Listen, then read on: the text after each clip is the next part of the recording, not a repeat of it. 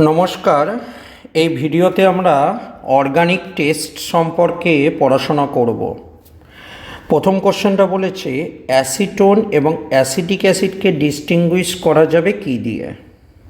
ওকে, দেখো আমরা জানি অ্যাসিটিক অ্যাসিড এমন একটা কার্বক্সিলিক অ্যাসিড যেটা আর্সেনিক অক্সাইডের সঙ্গে রিয়াকশান করে ক্যাকোডিল অক্সাইড তৈরি করে ইয়েলো কালারের, তার মানে অপশান এ। পরের কোশ্চেন বলেছে বেনজোইক অ্যাসিড এবং বেঞ্জালডিহাইড। দেখো বেনজোইক অ্যাসিডকে দেখতে কেমন, এটা হলো বেনজোইক অ্যাসিড, আর বেঞ্জালডিহাইডকে দেখতে কেমন, এইটা হলো বেঞ্জালডিহাইড। কী দিয়ে ডিস্টিংগুইশ করা যাবে? অ্যান্সার হবে সোডিয়াম বাইকার্বনেট। সোডিয়াম বাইকার্বনেট, কারণ কার্বক্সিলিক অ্যাসিড থাকলে সোডিয়াম বাইকার্বনেট দিলে কার্বন ডাইঅক্সাইডে গ্যাস দেয়।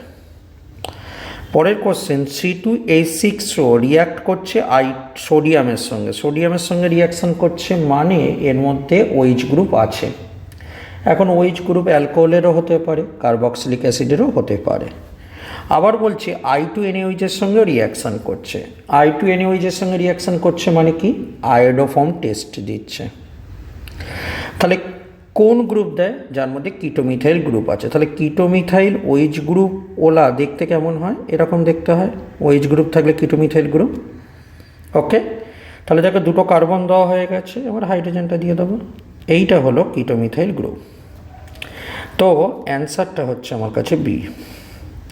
তারপরে কোশ্চেন বলেছে লুকাস টেস্ট কোনটা ফার্স্ট টেস্ট? আমরা জানি 3 ডিগ্রি অ্যালকোহলের ক্ষেত্রে যেহেতু কার্বোক্যাটায়নটা বেশি স্টেবল হয়, তাই লুকাস টেস্ট ফার্স্ট টেস্ট হয়। দেখো অপশান সিতে আছে 3 ডিগ্রি কার্বোক্যাটায়ন। দেখো ওইটা যদি চলে যায় তাহলে দেখো যে প্লাসটা তৈরি হচ্ছে, এই প্লাসটা দেখো 3টে CH3 গ্রুপ দেখো পুশ করছে, তাহলে 3 ডিগ্রি অ্যালকোহল এটা, তার মানে অপশান সি। পরের কোশ্চেন ব্লু কালার ভিক্টর মার টেস্ট কোনটা দেয়? 2 ডিগ্রি নাইট্রো কম্পাউন্ড। আমরা জানি 1 ডিগ্রি করে নাইট্রোলিক অ্যাসিড যেটা রেড কালার, 2 ডিগ্রি করে সিউডো নাইট্রোলেস যেটা ব্লু কালার, এবং 3 ডিগ্রি রিয়াকশন করতে পারে না। কোশ্চেন নাম্বার 6 বলছে কোন ফাংশনাল গ্রুপ থাকলে ক্লোরোফর্ম এবং KOH দিলে ফাউল স্মেল দেয়? তো দেখো আমরা জানি NH2 গ্রুপ যদি থাকে এটার সঙ্গে রিয়াকশান করে আইসোসায়ানাইড হয়। আইসোসায়ানাইডের জন্য ফাউল স্মেল বা দুর্গন্ধ দিয়ে থাকে, এটা সত্যি, কিন্তু কোন ফাংশনাল গ্রুপটা ছিল? NH2 গ্রুপের জন্য হয়েছে, তার মানে অপশান ডি। পরের কোশ্চেন বলেছে পেন্ট 2 এবং পেন্ট 3 এর মধ্যে ডিস্টিংগুইশ করা হয় কি দিয়ে? দেখো পেন্ট 2 1 2 3 4 5, আর পেন্ট 3 এটা হলো পেন্ট 3 এর স্ট্রাকচার। তাহলে খেয়াল করে দেখো পেন্ট 2 এর মধ্যে দেখো কিটোমিথাইল গ্রুপ আছে, এবং কিটোমিথাইল গ্রুপ থাকবার জন্য I2 এবং NaOH এর সঙ্গে রিয়াকশান করে। কোশ্চেন নাম্বার 8 দিয়েছে জিঙ্ক আর NH4Cl দিলে কি তৈরি হয়?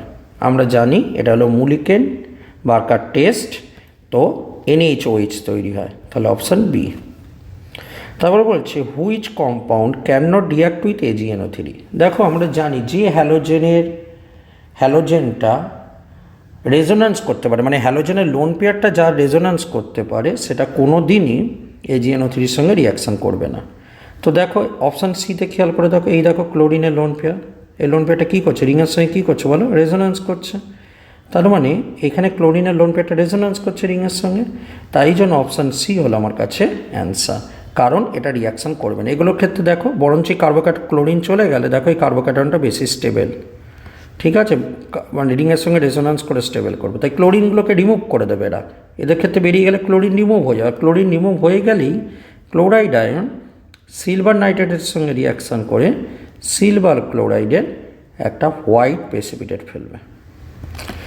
কিন্তু দেখো অপশান সিতে যেটা রয়েছে ক্লোরিনের লোন পেয়ারটা রেজোন্যান্স করছে, এবং রেজোন্যান্স করার জন্য এই যে কার্বন এবং ক্লোরিনের মধ্যে একটা পার্সিয়াল ডবল বন্ড ক্যারেক্টার তৈরি করছে, আর পার্সিয়াল ডবল বন্ড ক্যারেক্টার তৈরি করলে সেটা রিয়াকশান করবে না, তাই option c. Question number 10 which carboxylic acid react with Tollens. ঠিক আছে, মনে রাখবে একমাত্র ফর্মিক অ্যাসিড, কারণ ফর্মিক অ্যাসিডের মধ্যে দেখো এই অ্যালডিহাইড গ্রুপটা রয়েছে, তো একমাত্র ফর্মিক অ্যাসিড কিনা টলেন্স রিয়েজেন্টের সঙ্গে রিয়াকশান করে। শুধু টলেন্স বলে না, অ্যালডিহাইডের যে টেস্ট টলেন্স, ফেলিং, বেনিডেক্ট বা সিপ, সমস্ত টেস্টগুলো কিনা অপশান সিটা দেবে, ফর্মিক অ্যাসিড দেবে।